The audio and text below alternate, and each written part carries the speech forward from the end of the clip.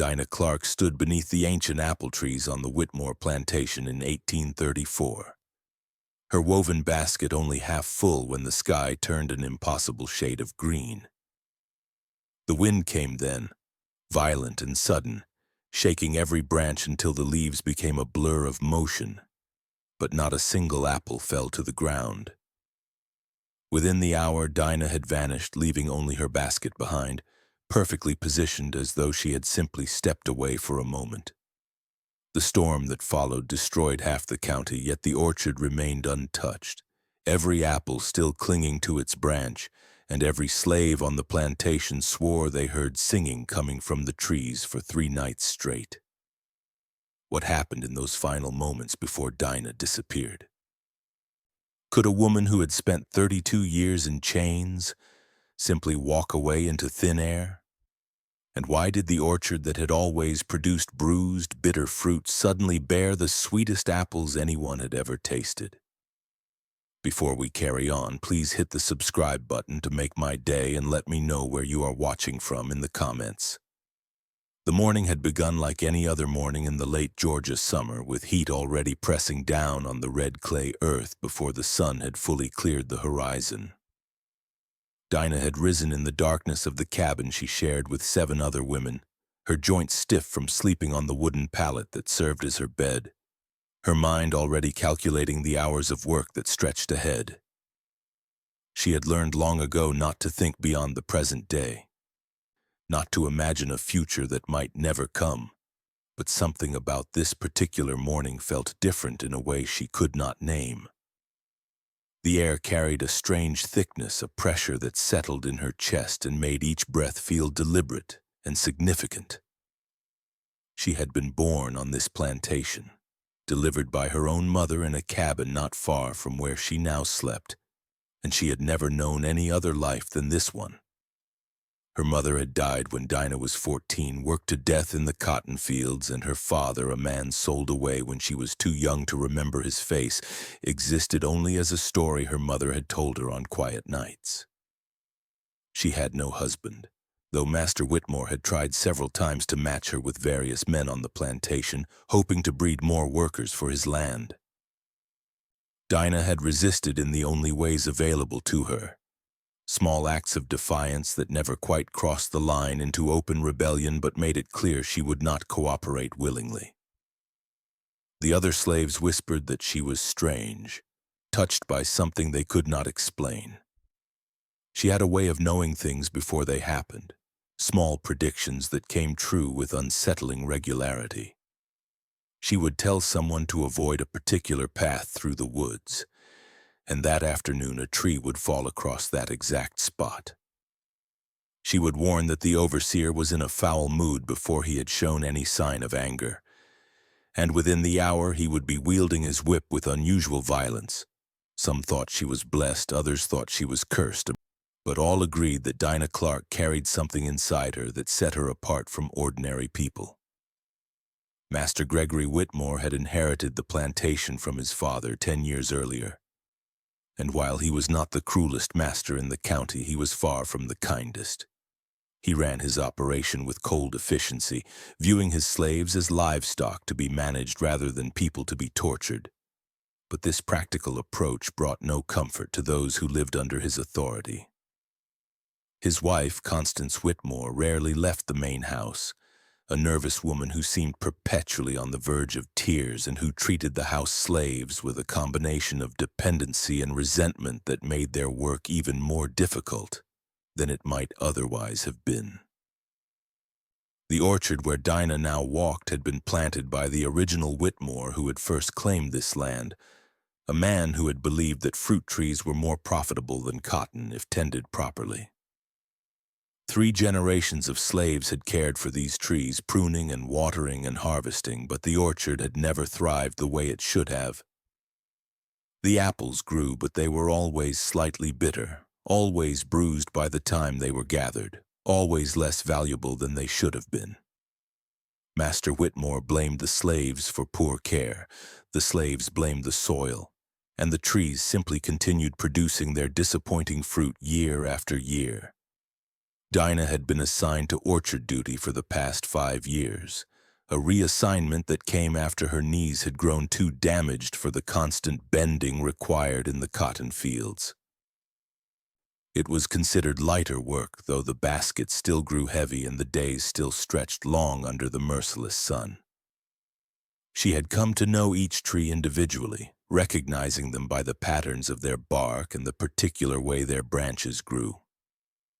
She spoke to them sometimes when no one else was near, whispering the thoughts she could share with no human being, and she had the strange sense that they listened, that they understood in their own way.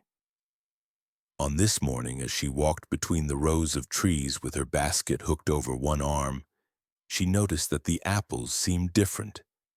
They hung heavier on their branches, fuller and rounder than she had ever seen them, and when she touched one experimentally, its skin felt smooth and perfect under her fingertips. She picked it carefully and brought it close to her face, examining it in the early light, and saw that it bore no blemishes at all. No insect damage or sunspots or the strange dark patches that usually mark the fruit from these trees. She bit into it without thinking, a moment of impulse that could have earned her a whipping if anyone had seen. Slaves were not permitted to eat the plantation's produce without permission, even fruit that would likely rot before it reached any market. The taste that filled her mouth made her stop walking entirely. It was the sweetest apple she had ever experienced, crisp and bright with a complexity of flavor that seemed impossible from these bitter trees. She stood there in the dappled sunlight, filtering through the leaves, chewing slowly, and felt something shift inside her chest, some long dormant part of herself stirring to life. She heard footsteps approaching and quickly swallowed the evidence of her transgression, dropping the apple core into her basket and trying to look busy. But it was only Charity, another woman from her cabin who had been sent to help with the harvest. Charity was younger than Dinah by about 10 years, a woman who had been purchased from a plantation in South Carolina 3 years earlier after her previous master had died, and his estate had been liquidated. She still carried the scars of a harsher life than most of the Whitmore slaves had known, raised welt marks across her back that she never spoke about but that everyone had seen when she bathed. "You feel it?" Charity asked without preamble, setting down her own basket and looking around at the trees with an expression that bordered on fear. "Feel what?" Dinah replied, though she knew exactly what Charity meant because she felt it too, that strange pressure in the air, that sense of something gathering just beyond the edge of perception. Like a storm coming, but not rain, like something else. Charity wrapped her arms around herself despite the heat, her eyes scanning the clear sky above them as though searching for clouds that were not there. Dinah nodded slowly, acknowledging the truth between them without putting it into words that might make it too real, too immediate. She had felt it building for days now, a tension that seemed to originate from the earth itself, and she had the unsettling certainty that whatever was coming would change everything. She did not know if the change would be good or terrible, only that it would be absolute and irreversible. They worked in silence for a while, filling their baskets with the unnaturally perfect apples, moving from tree to tree in the practiced rhythm of long experience. The sun climbed higher, and the heat became oppressive, but still the strange pressure continued to build, making Dinah's skin prickle with anticipation. She found herself moving more slowly, handling each apple with unusual care, as though she were gathering something precious rather than simple fruit destined for cider or pie. Around mid-morning, the overseer came through on his rounds, a man named Crawford who had worked for the Whitmore family for 15 years, and who took pride in extracting maximum labor from the slaves under his supervision. He was not as brutal as some overseers, but he carried his whip prominently and used it whenever he judged that work was proceeding too slowly or that someone was shirking their duties. He stopped at the edge of the orchard and watched Dinah and Charity for several minutes, his eyes narrowed against the sun, calculating whether their progress was acceptable. "You two are moving slow today," he called out, his voice carrying the lazy threat that underlay all his interactions with the slaves. "Master Whitmore wants these apples gathered by evening. You understand me?" "Yes, sir," they responded in unison, the automatic reply that came without thought, and they increased their pace to demonstrate their compliance. Crawford watched for another moment, then moved on to inspect other parts of the plantation, satisfied that his authority had been properly acknowledged. But as soon as he was out of sight, Dinah felt something inside her rebel against the fear his presence had triggered. She set down her basket and straightened her back, rolling her shoulders to release the tension that had gathered there. She looked at Charity and saw the same weariness in her face, the same resignation to endless days of this existence. And something in Dinah's heart cracked open. "I'm tired," she said quietly. And the simplicity of those words contained everything she could not say aloud. Every year of this life, every moment of degradation and exhaustion and suppressed humanity. Charity looked at her with sudden alarm, glancing around to make sure no one else was near enough to hear. "Don't talk like that," she whispered urgently. "Don't even think like that. You know what happens to people who get ideas." Dinah knew exactly what happened. She had seen slaves sold away for less than outright rebellion, families torn apart because someone had looked at an overseer wrong or had failed to show sufficient deference to the master.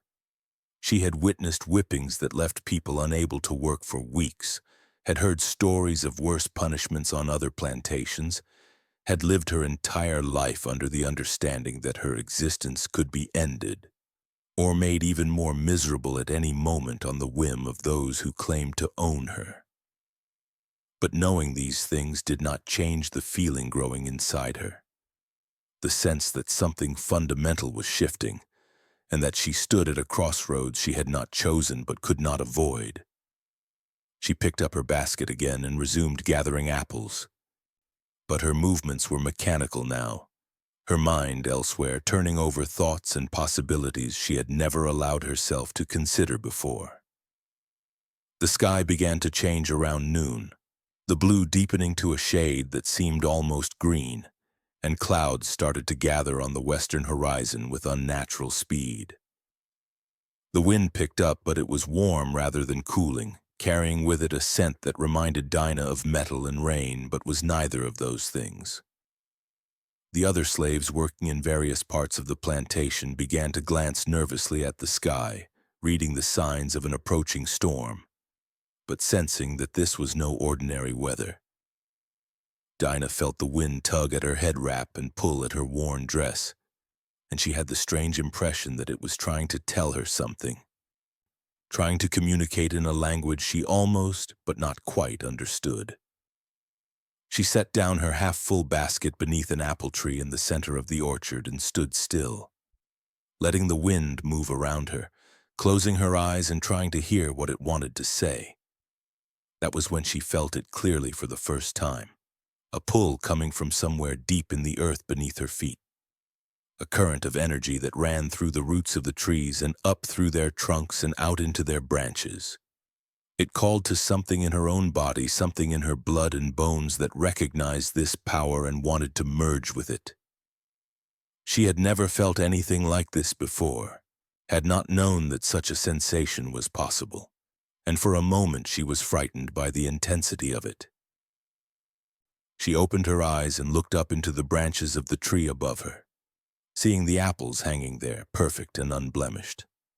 And she understood with sudden clarity that the change in the fruit was connected to this energy, that the trees were responding to something happening in the world that humans could not see but that nature recognized and reflected.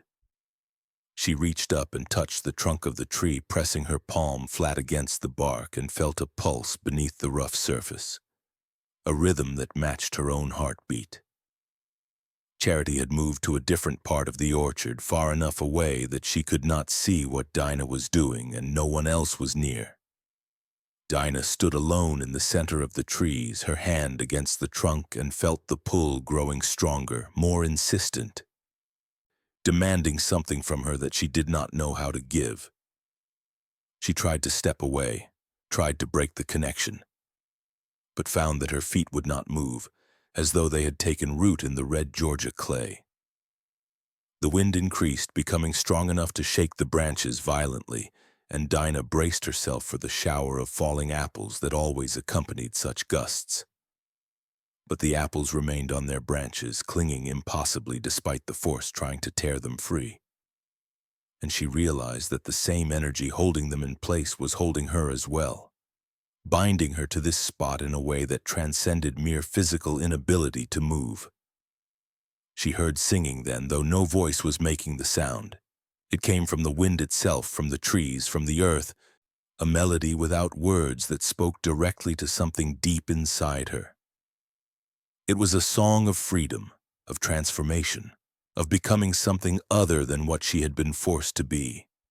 It promised nothing and everything, offered no guarantees but infinite possibility.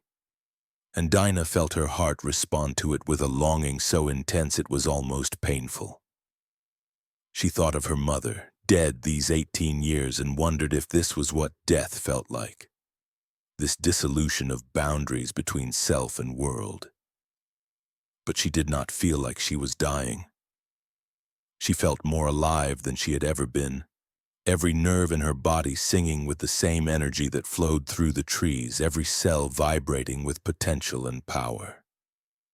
She thought of all the years she had lived in chains, all the indignities and cruelties she had endured, all the parts of herself she had been forced to suppress or deny.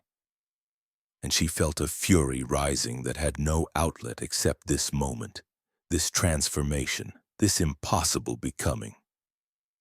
The singing grew louder, more insistent, and Dinah found herself joining in without meaning to, adding her voice to the chorus, though she made no conscious decision to do so. The sound that came from her throat was not quite human, not quite anything she could name, but it felt true in a way that nothing in her life had ever felt true before. She sang her rage and her grief, her hope and her despair, her love and her loneliness, pouring 32 years of suppressed emotion into the wind that whipped around her. She did not notice when her feet began to sink into the ground, when the red clay began to pull her down like quicksand, only that the connection between herself and the earth was becoming more complete, more total. She did not notice when her skin began to change color, darkening and roughening until it resembled bark more than human flesh, only that she felt herself expanding, growing, reaching upward even as she sank downward. She did not notice when her arms began to lift of their own accord, stretching toward the sky, fingers elongating and branching, only that she finally felt free, finally felt whole, finally felt like she was becoming what she had always been meant to be. Charity found the basket later that afternoon when the storm had passed and everyone had been sent back to their assigned tasks. It sat beneath a tree that Charity could have sworn had not been there that morning, a tree that was neither apple nor any other species she recognized, with silver-green leaves that whispered secrets when the wind touched them. The basket was exactly where Dinah must have placed it, half full of perfect apples, and Charity stared at it for a long time before picking it up with trembling hands. She looked around the orchard carefully, searching for any sign of where Dinah might have gone. But there was nothing except the strange new tree and the lingering sensation that something profound had happened in this place. She knew better than to speak openly about Dinah's disappearance, knew that questions would be asked and that the slaves would be suspected of helping her escape. But she also knew with bone-deep certainty that Dinah had not run away, at least not in any way that Master Whitmore would understand. That evening, when Crawford discovered that Dinah was missing, he organized a search that continued through the night. Dogs were brought in to track her scent, but they became confused and agitated when brought to the orchard, circling the strange new tree repeatedly and refusing to venture beyond it. Slave hunters were summoned from neighboring plantations, men who specialized in tracking runaways and who boasted that they had never failed to recover their quarry, but they too found nothing. It was as though Dinah Clarke had simply ceased to exist, leaving behind only questions and a basket of perfect apples. Master Whitmore was furious, convinced that the other slaves knew more than they were saying, and he ordered punishments for the entire plantation, reduced rations and increased work hours, and the threat of worse consequences if Dinah was not found. But none of the slaves would admit to knowing anything because none of them did, and eventually the search was abandoned, Dinah written off as a successful runaway who had somehow managed what so few managed, escape to freedom in the North. Only Charity knew different, or at least suspected different, and she kept her suspicions locked deep inside her heart where no amount of questioning could extract them. She returned to the orchard the next day and every day after, drawn to the strange tree that had not been there before, and she whispered to it the way she had sometimes seen Dinah whisper to the apple trees, sharing her thoughts and her fears and her desperate hope that whatever had happened to Dinah was better than what they had all left behind. The strange thing was that the orchard began to thrive after Dinah's disappearance. The apple trees that had always produced bitter, bruised fruit suddenly bore apples so sweet and perfect that they commanded premium prices at market, more than any fruit Master Whitmore had ever sold before. Neighboring plantation owners came to examine the trees, trying to determine what had changed, what new technique the Whitmore slaves were employing, but no one could identify any difference in care or cultivation. The trees simply produced extraordinary fruit year after year with no explanation that satisfied rational minds, and every slave who worked in the orchard swore they heard singing on certain nights, particularly when the moon was full and the wind was strong. A song without words that seemed to come from the trees themselves. They said it sounded like Dinah's voice, though none of them could be entirely certain.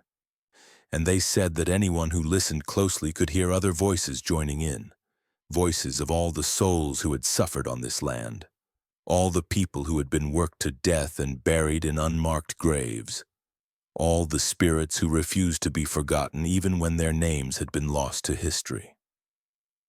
Master Whitmore dismissed these stories as superstition, the kind of primitive beliefs he expected from slaves who lacked proper education and Christian instruction. He never went to the orchard himself at night, preferring to count his profits and enjoy the improved quality of his harvest, without examining its source too closely. His wife Constance heard the stories from the house slaves and made sure to stay well away from the orchard, ordering her fruit to be brought to her rather than venturing out to see the trees for herself. The strange tree that had appeared on the day of Dinah's disappearance continued to grow, though not in any pattern that matched normal tree growth. It grew tall and wide simultaneously, developing a massive trunk that would have taken 100 years for an ordinary tree to achieve, and its branches spread in geometric patterns that seemed almost intentional, almost designed. Birds nested in it preferentially, choosing it over all the other trees in the orchard, and small animals made their homes in the hollows that formed in its trunk, finding shelter there that they seemed to trust in ways they did not trust other trees. Charity tended this tree with special care, though she was never assigned to do so specifically, finding excuses to work near it and making sure it received adequate water during dry spells. She believed, though she never said so aloud, that some part of Dinah lived on in this tree, that her friend had not died or run away but had simply changed form, had found a way to exist that was free from the constraints of enslaved humanity. She talked to the tree sometimes, updating it on the events of the plantation, sharing the small joys and large sorrows of daily life, and she felt comforted by its presence in a way that she could not explain. Years passed, and the Civil War came to Georgia, bringing with it destruction and chaos that made the orderly cruelty of plantation life seem almost preferable by comparison. Master Whitmore was killed in battle, fighting for the Confederacy, and his widow fled to relatives in Virginia, abandoning the plantation to whatever fate awaited it. The slaves were freed by proclamation and by the arrival of Union troops, though freedom brought its own hardships as they tried to build lives with no resources and few options in a devastated economy. Many of the freed slaves left the plantation immediately, heading north or west in search of opportunities that might or might not exist. But Charity stayed. She could not bring herself to leave the orchard, could not abandon the strange tree that she had come to think of as Dinah's final resting place, or perhaps Dinah's new home. She claimed a small plot of land near the orchard when the plantation was divided up among the freed people, and she built a cabin there, and she spent her remaining years tending the trees that had once been her burden and were now her livelihood. The orchard continued to produce extraordinary fruit, and Charity sold the apples at market, earning enough to live modestly but independently, the first truly free money she had ever possessed. She used some of her earnings to buy a headstone for her mother, who had died before emancipation and who was buried in the slave cemetery on what had been the Whitmore plantation, and she placed flowers on that grave every week without fail, honoring a woman she had barely known, but whose suffering she carried as part of her own story.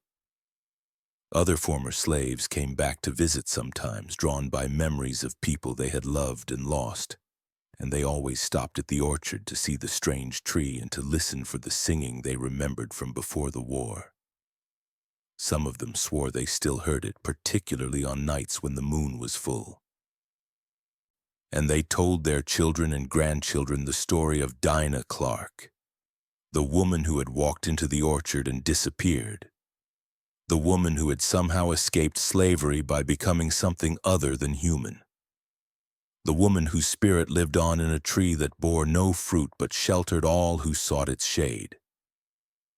As Charity grew old, she trained her grandchildren born in freedom to care for the orchard, teaching them the techniques she had learned as a slave, but also teaching them to respect the trees as living beings worthy of consideration and kindness. She told them the story of Dinah over and over, making sure they understood that their freedom had been bought with the suffering of people like Dinah, people who had endured unimaginable cruelty so that future generations might have better lives. She wanted them to remember, to carry forward the stories of those who had not lived to see freedom, to honor the ancestors who existed now only as names whispered in the dark, or as spirits singing in the wind. The strange tree became a landmark in the area, a gathering place for the black community that grew up around the ruins of the old plantation. People held meetings beneath its branches, discussing politics and organizing for civil rights, finding courage in the presence of this tree that had witnessed so much history and survived so much violence. Children played in its shade, climbing its branches and hanging swings from its limbs, laughing with the innocent joy that their ancestors had been denied.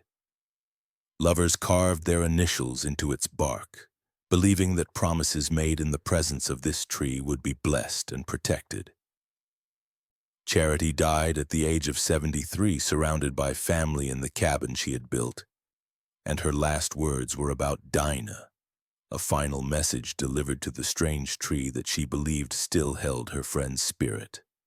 Her grandchildren carried her wishes to the orchard and spoke them aloud beneath the tree's branches, and those who were present swore that the leaves rustled in response even though there was no wind that day, and that the air filled with the scent of apples even though it was winter and no fruit grew on any of the trees. The 20th century brought new challenges and new changes to Georgia, but the orchard persisted, passing from generation to generation of Charity's descendants, each one maintaining the tradition of caring for the trees and particularly for the strange tree that anchored the orchard's center. Botanists came occasionally to study the tree, unable to classify it according to any known species, baffled by its growth patterns and its apparent immunity to disease and pest damage. They took samples of its bark and leaves, analyzed its cellular structure, published papers speculating about hybrid vigor and genetic mutation, but none of their scientific explanations could account for all its peculiarities. Local historians became interested in the story of Dinah Clarke as the civil rights movement brought renewed attention to the history of slavery in the South. They searched through old plantation records, finding occasional mentions of a slave woman named Dinah who had disappeared in 1834, though the records were sparse and often contradictory. They interviewed descendants of the slaves who had lived on the Whitmore plantation, recording oral histories that preserved stories passed down through generations, and they erected a historical marker near the orchard commemorating the site where Dinah Clarke had last been seen. The marker drew visitors, some of them descendants of slaves, others simply curious about the story, still others searching for connections to their own heritage and history. They stood in the orchard and looked at the strange tree and wondered what had really happened on that day in 1834 when a woman gathering apples had vanished without a trace. Some believed the supernatural explanations, others sought rational answers, but all agreed that something extraordinary had occurred in this place, something that transcended ordinary understanding and touched on deeper mysteries of existence and resistance and transformation. As the 21st century dawned, the orchard became threatened by development pressures, by suburban sprawl creeping outward from Atlanta, by real estate developers who saw only valuable land rather than historical significance.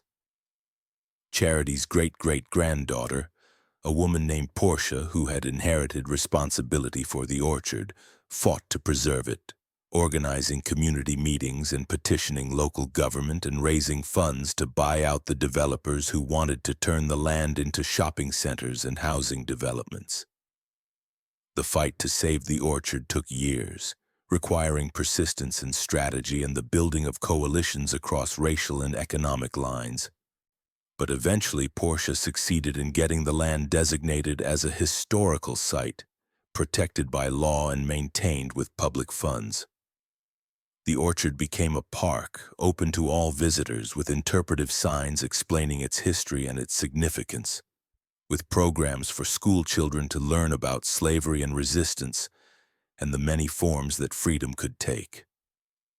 The strange tree stood at the center of this protected space, still growing despite being nearly 200 years old, still sheltering those who sought its shade, still whispering secrets to those who knew how to listen. Scientists continued to study it periodically, still unable to classify it or explain its longevity, still baffled by its unique characteristics. Spiritual seekers came to meditate beneath its branches, believing that it radiated some kind of energy that promoted healing and transformation. Artists painted it and photographed it and wrote poems about it, inspired by its form and its history and the mystery that surrounded it. On certain nights, particularly when the moon was full and the wind was strong, people still reported hearing singing coming from the orchard, a chorus of voices that seemed to include Dinah's voice but also many others. All the souls who had suffered on this land and whose spirits remained to bear witness to history and to comfort those who still struggled for freedom and dignity and justice. Some dismissed these reports as imagination or suggestion, the power of story to make people hear what they expected to hear, but those who had actually experienced the phenomenon knew it was real, knew that something genuine occurred in this place that could not be explained away by skepticism or scientific reduction. Portia sometimes walked through the orchard at night, following a tradition her grandmother had taught her, speaking aloud to the trees and particularly to the strange tree that anchored everything. She told it about her life, about the challenges she faced and the victories she celebrated, about her fears for the future and her hopes for her children. She felt foolish sometimes talking to a tree like it could understand human speech, but she also felt comforted, felt that her words were received and valued, felt that some connection persisted across time and transformation that linked her to Dinah Clarke and to all the ancestors who had made her life possible. She taught her own children about Dinah, making sure they understood their heritage and the price that had been paid for their freedom. Making sure they knew that resistance took many forms, and that survival itself was an act of defiance against systems that tried to reduce human beings to property and profit. She took them to the strange tree and had them place their hands against its trunk, feeling the pulse beneath the bark, connecting physically with this living monument to transformation and transcendence.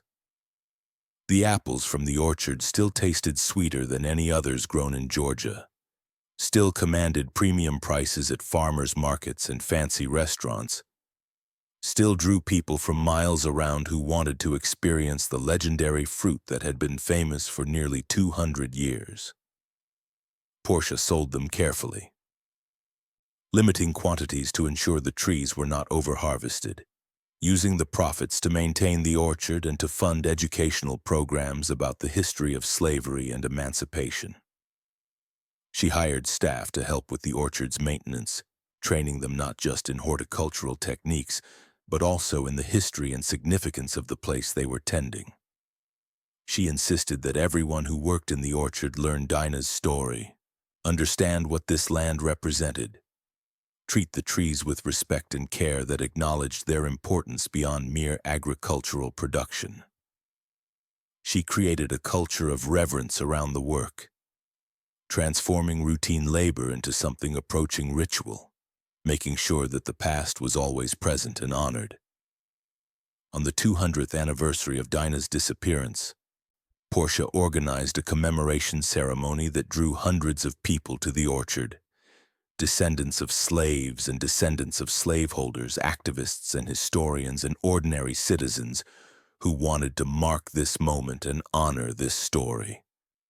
They gathered beneath the branches of the strange tree, now so massive that its canopy could shade 200 people simultaneously, and they listened to speeches about slavery and freedom, resistance and transformation, loss and survival.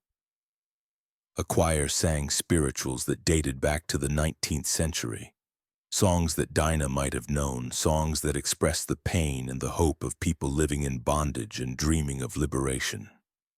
The voices rose into the evening air, mingling with the rustling of leaves, and everyone present felt that something sacred was happening, that the boundary between past and present was dissolving, that all the people who had ever suffered on this land were somehow present and participating in this moment of remembrance and celebration. As darkness fell and the moon rose, Portia invited everyone to remain silent for several minutes, to listen carefully to the sounds of the orchard, to open themselves to whatever the night might reveal.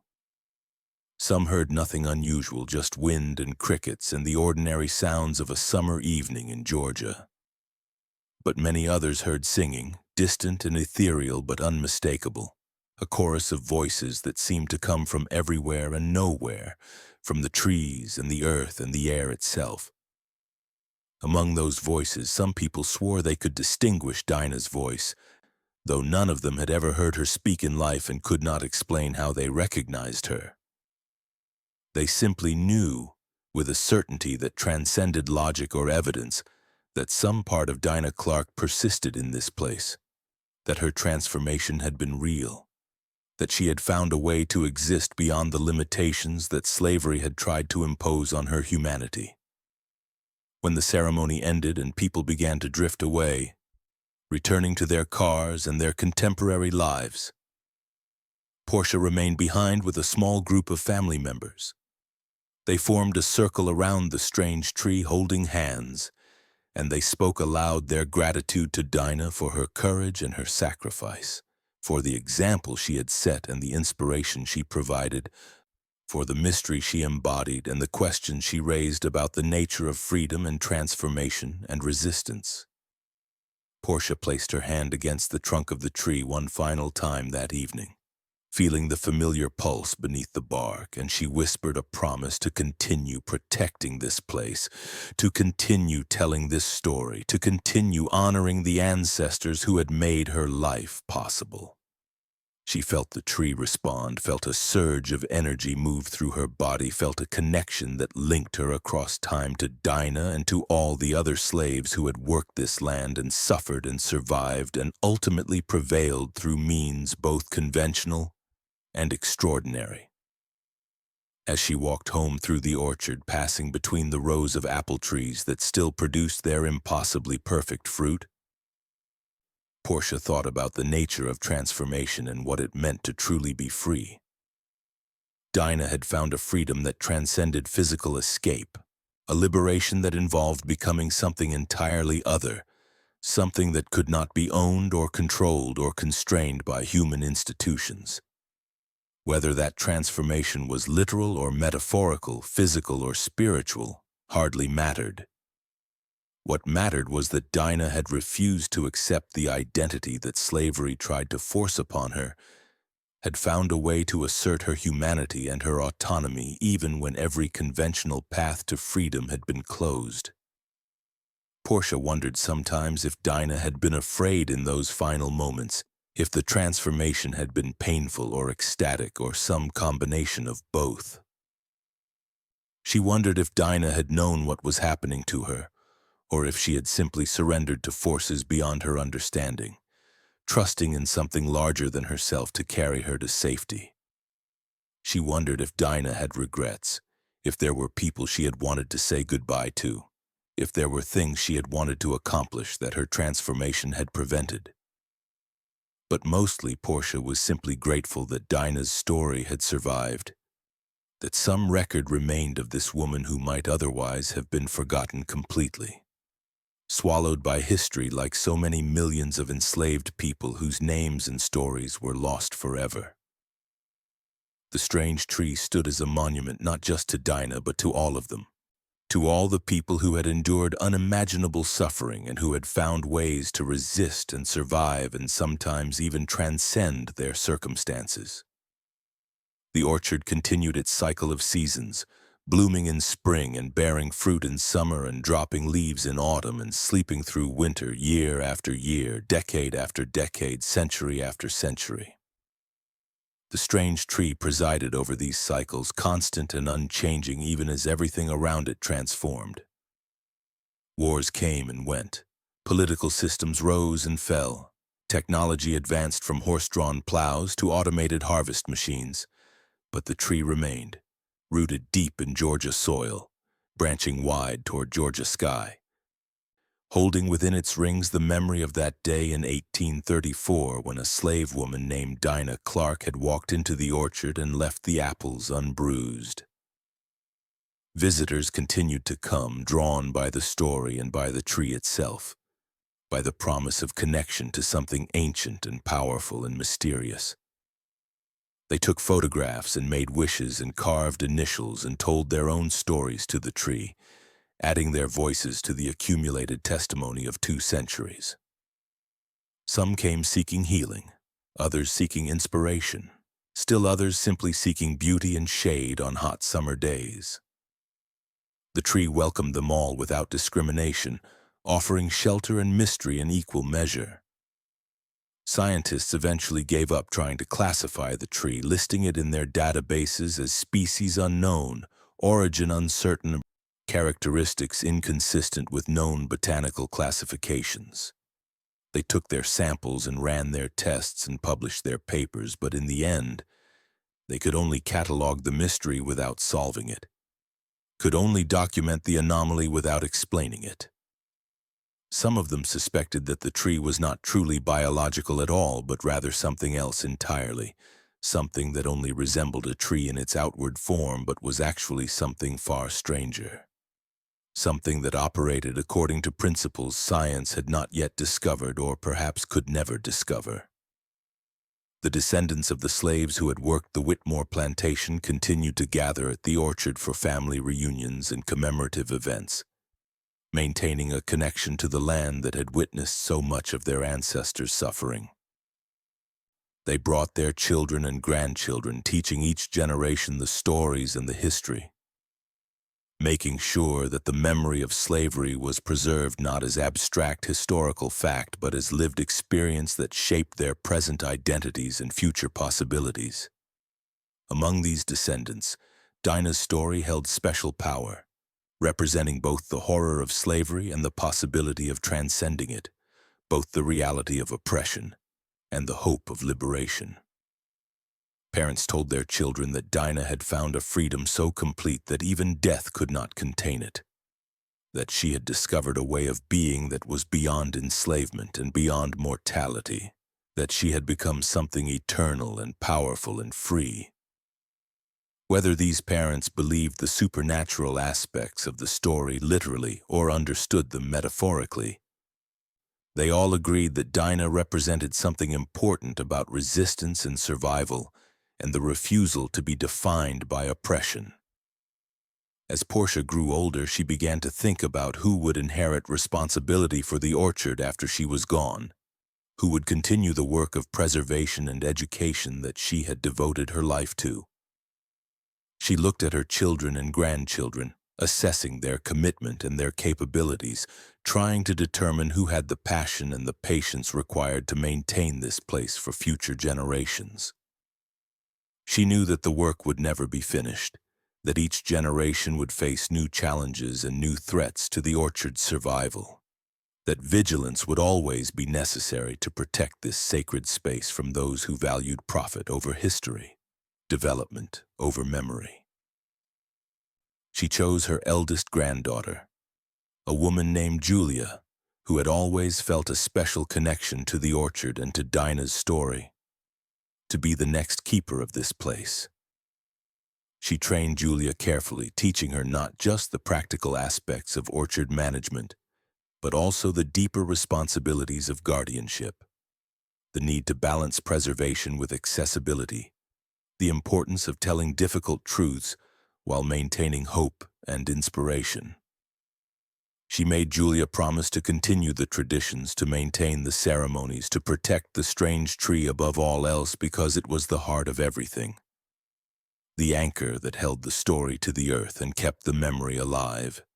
Julia accepted this responsibility with appropriate solemnity, understanding that she was being entrusted with something far more important than a piece of land or a collection of trees. She was being asked to serve as a bridge between past and future, to hold space for both grief and celebration, to maintain a living connection to ancestors who existed now only as stories and spirits. She promised her grandmother that she would honor this trust, would protect the orchard with all the resources at her disposal, would make sure that Dinah's story continued to be told for as long as people still gathered in this place.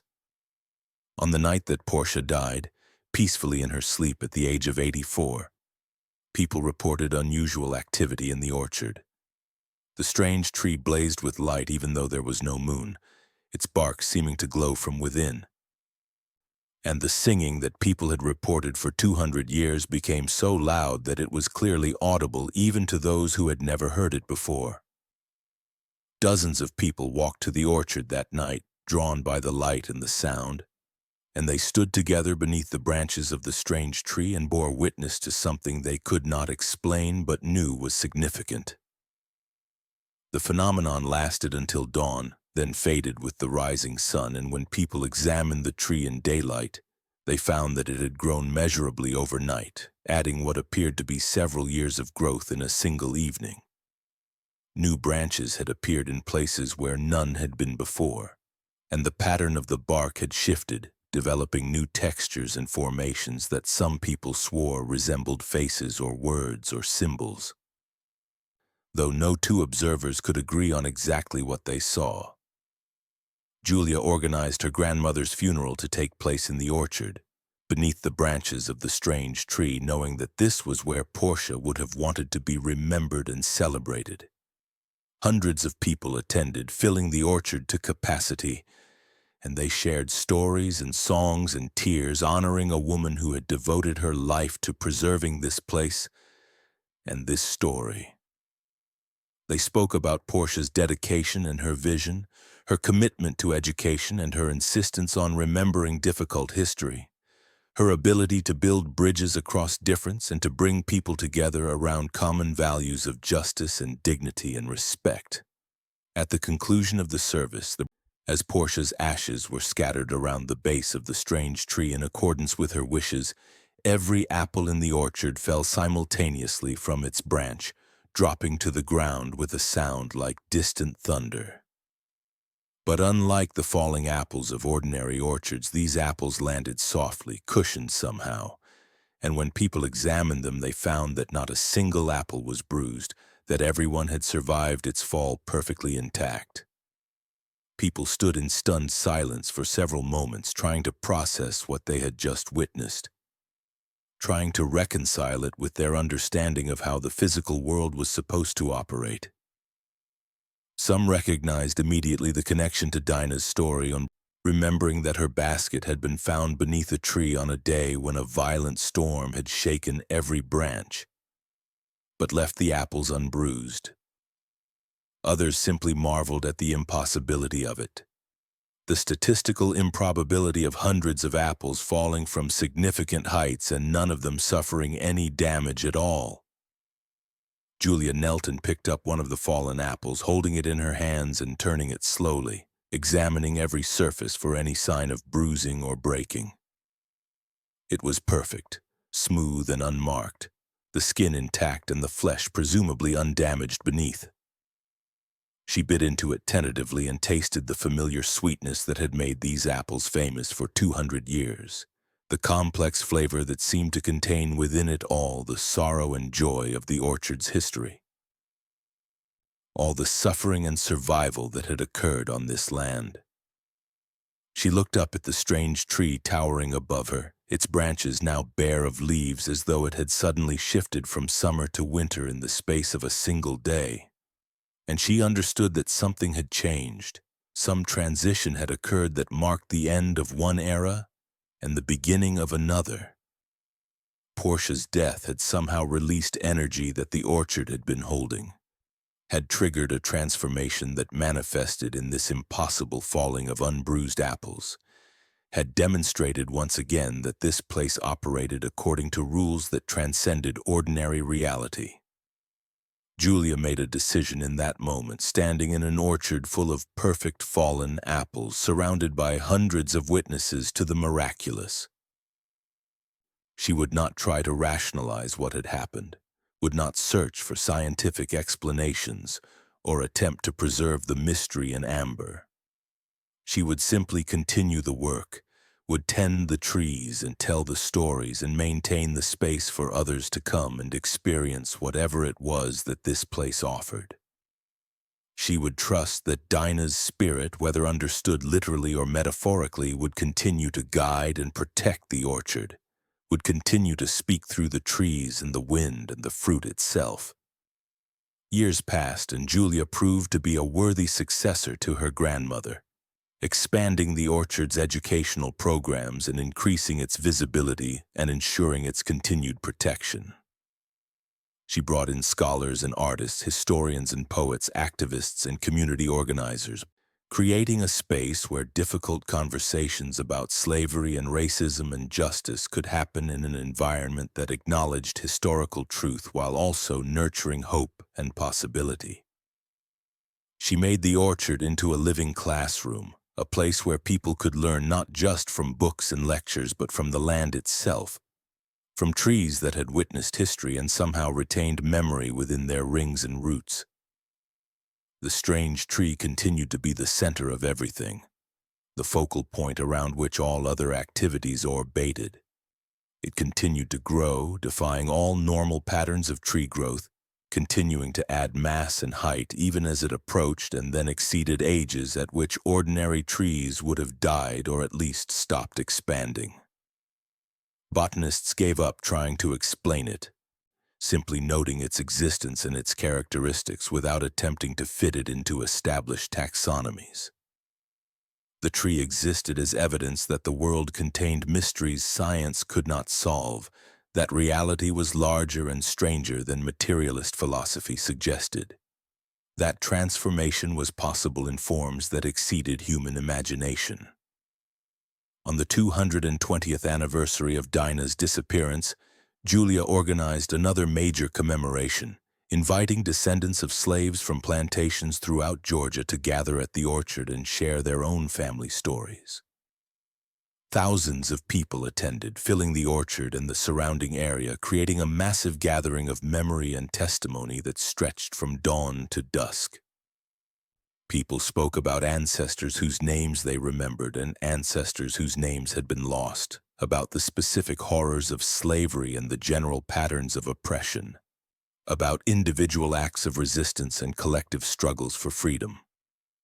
As evening fell and the crowd grew quiet, Julia stood beneath the strange tree and spoke about Dinah, telling her story one more time for a new generation, emphasizing the mystery and the hope embedded within it. She talked about how Dinah had refused to accept the limitations others tried to impose on her, how she had found a way to exist beyond enslavement, how her transformation represented possibilities that extended beyond any one person's experience to touch on universal themes of liberation and transcendence. As she spoke, the tree began to sing, its leaves rustling in patterns that produced distinct musical tones, harmonizing with Julia's voice in ways that seemed impossible, seemed designed. Other voices joined in, voices that had no visible source, filling the air with a chorus that everyone present could hear clearly. The song had no words but communicated meaning nonetheless, speaking directly to something deep inside each person present, touching on their own histories and their own hopes, their own losses and their own dreams of freedom. People began to weep, overcome by emotion they could not name, moved by forces they could not explain. They held each other and swayed with the music, becoming part of the song themselves, adding their voices and their presence to the accumulated testimony of all who had come before. The singing continued for hours, growing and fading but never stopping completely. And when people finally began to disperse in the early morning hours, they carried with them a sense of having participated in something sacred, something that transcended ordinary experience and connected them to powers and presences beyond mortal understanding. In the days following this commemoration, reports began to circulate about healings that had occurred during the gathering. People who had arrived with chronic pain found themselves suddenly free of it.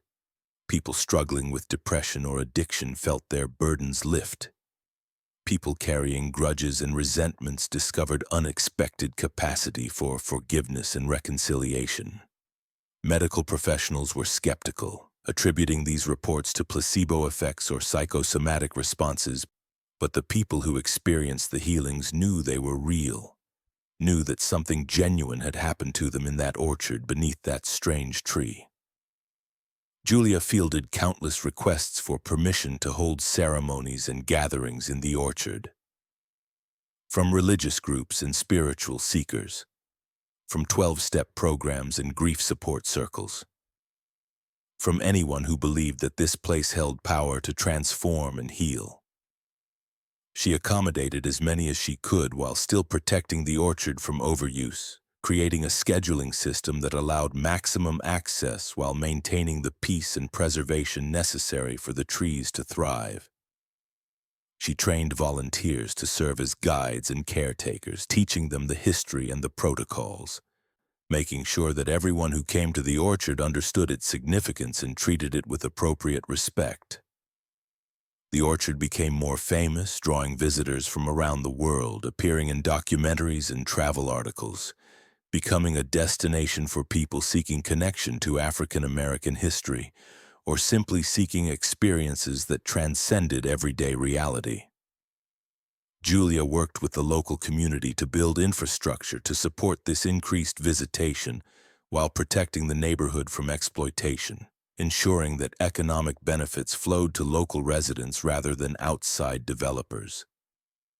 Maintaining the orchard's character as a community space rather than a commercial attraction.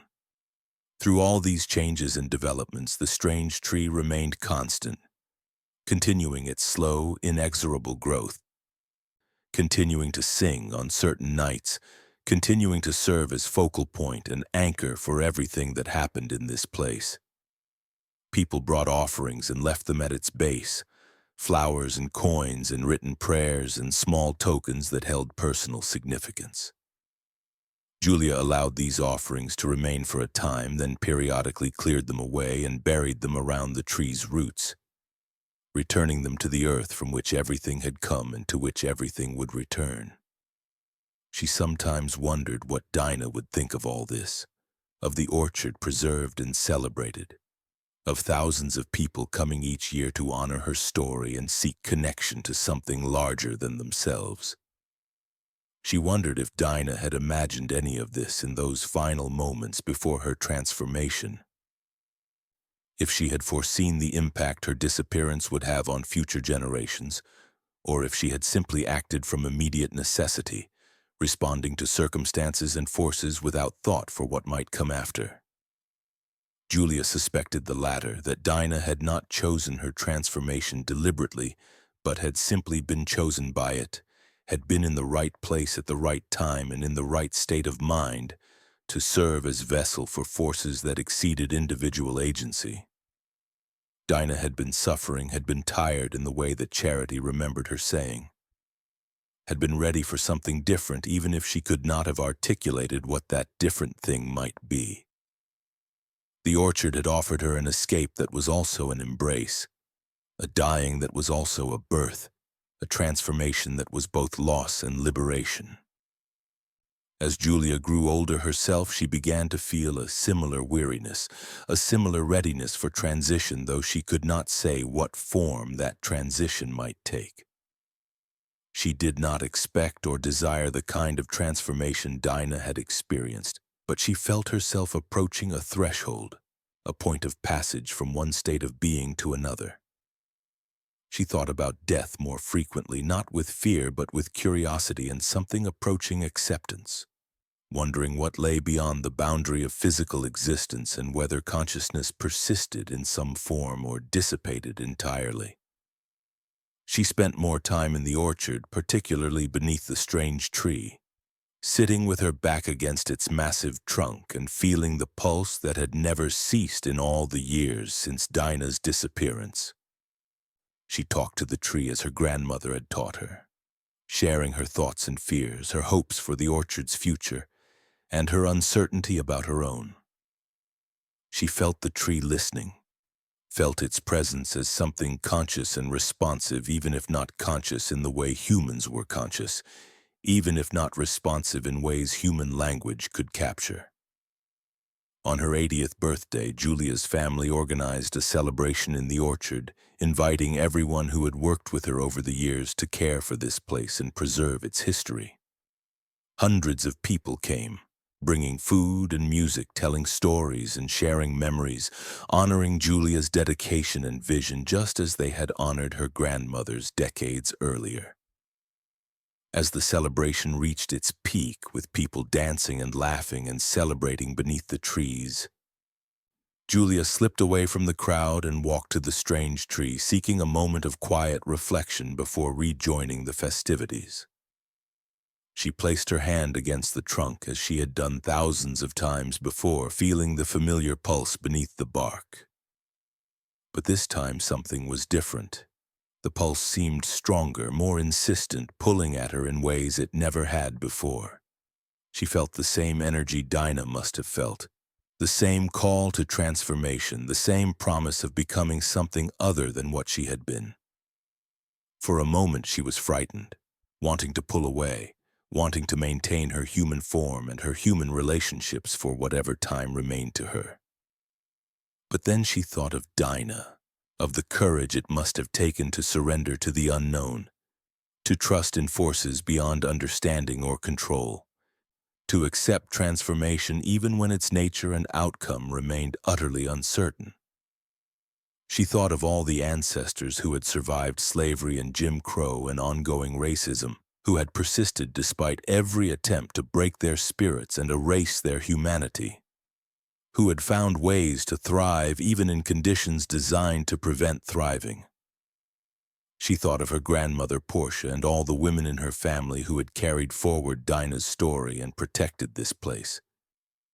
And she understood that she too was part of that lineage, that she too had a role to play in this ongoing testimony to resistance and transformation. She took a deep breath and consciously chose not to resist the pull, not to fight against the energy flowing from the tree into her body and from her body into the tree. She felt her boundaries dissolving, felt herself becoming less solid and more diffuse, felt her consciousness expanding beyond the limits of her individual identity to merge with something vast and ancient and collective. She was not afraid, discovered that she had moved beyond fear into a state of profound peace and acceptance, and she surrendered completely to whatever was happening, trusting that it would carry her where she needed to go. Her family found her hours later, sitting with her back against the strange tree, her hand still pressed to its trunk, her body empty of life but her face showing an expression of such tranquility that no one who saw it could believe she had suffered. They called her name and shook her gently, but she did not respond, had already gone far beyond the reach of human voices. They wept and held each other and tried to understand what had happened. How Julia could have died so suddenly with no warning and no apparent cause. But those who had known the family's history and who had paid attention to Dinah's story understood immediately that Julia had not died in any ordinary sense, that she had followed Dinah into transformation, that she had joined the chorus of ancestors who sang from the trees on certain nights. They did not try to explain this to the authorities who came to investigate, allowing the death to be recorded as natural causes, heart failure or stroke or whatever label medical science needed to apply to maintain its illusion of understanding and control. Julia's ashes were scattered around the strange tree as Portia's had been, and once again the orchard responded with phenomena that defied explanation. Every tree bloomed simultaneously despite it being late autumn, covering the orchard in white blossoms that released fragrance so intense it could be smelled miles away.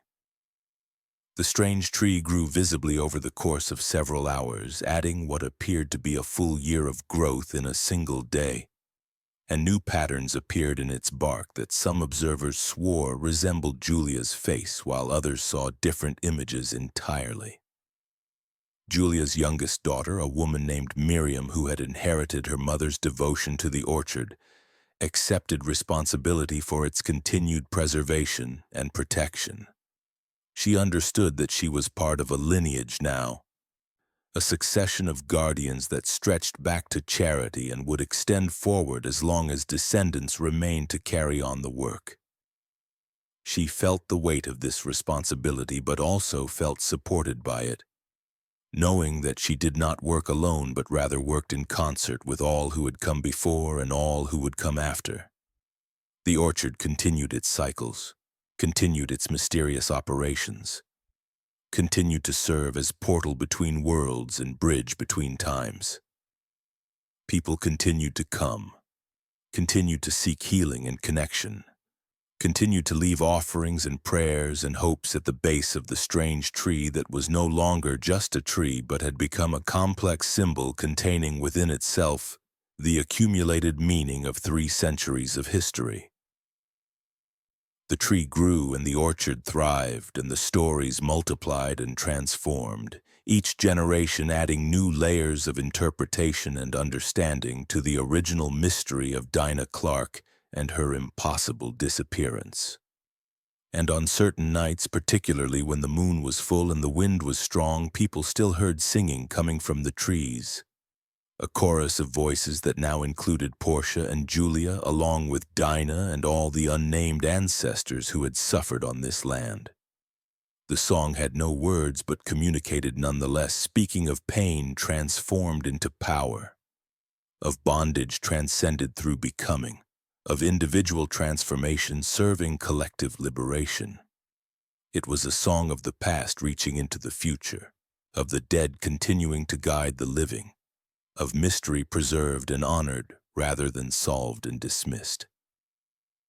Visitors to the orchard in these later years often reported feeling overwhelmed by the presence they sensed there, by the weight of history and the power of accumulated memory, by the sense of standing in a place where the ordinary rules of reality did not fully apply.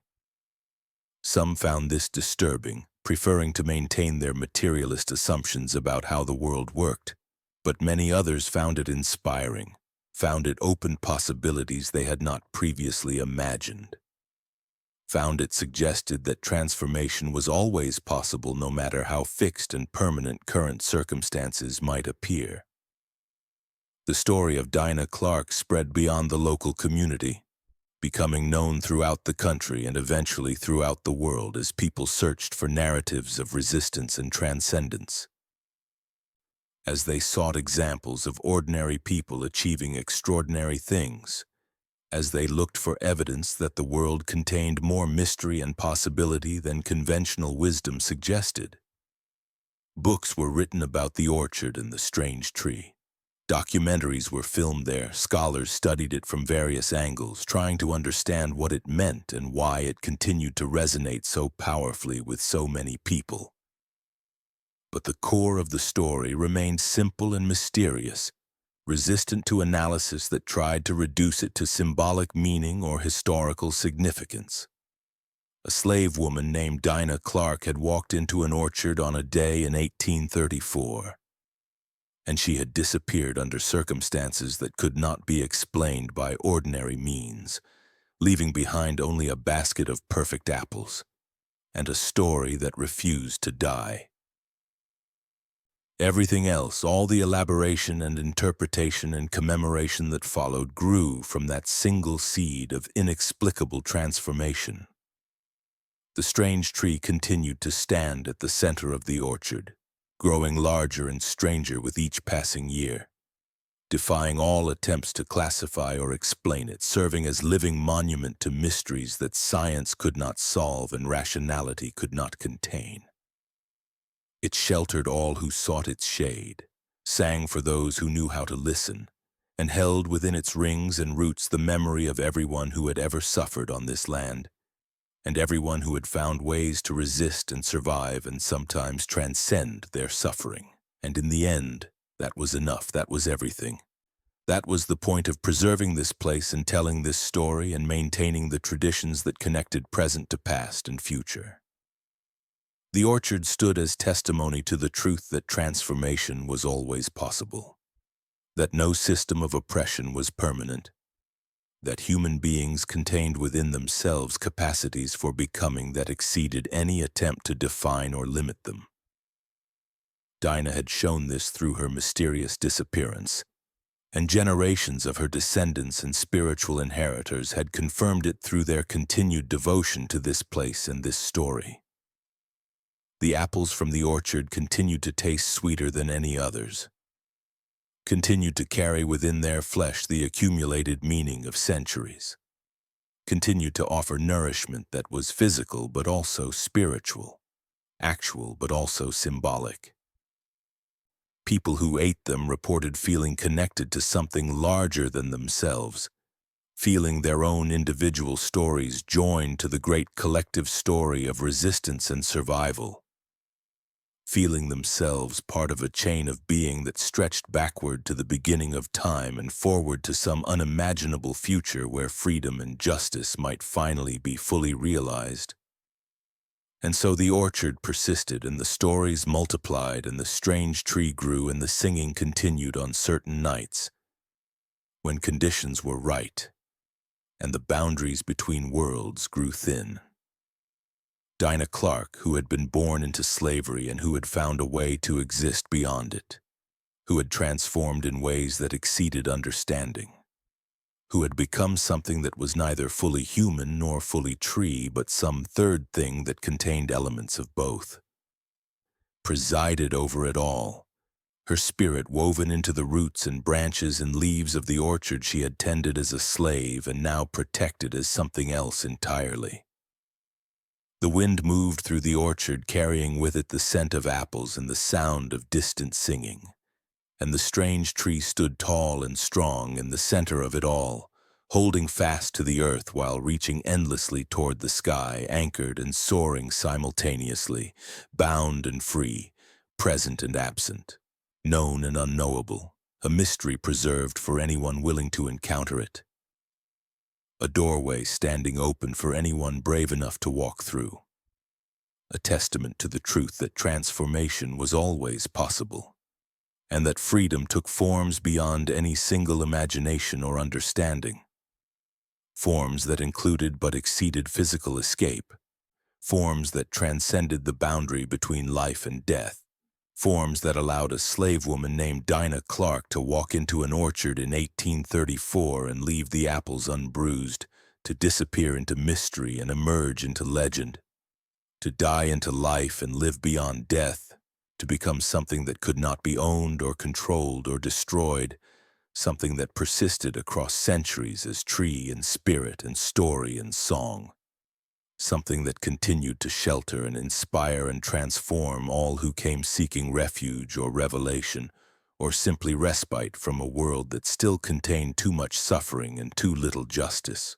Something that promised without guaranteeing that change was possible and transformation was real and freedom existed somewhere beyond the reach of any human authority, waiting for those who had the courage to walk toward it with open hands and trusting hearts, willing to become whatever they needed to become in order to finally, truly be free.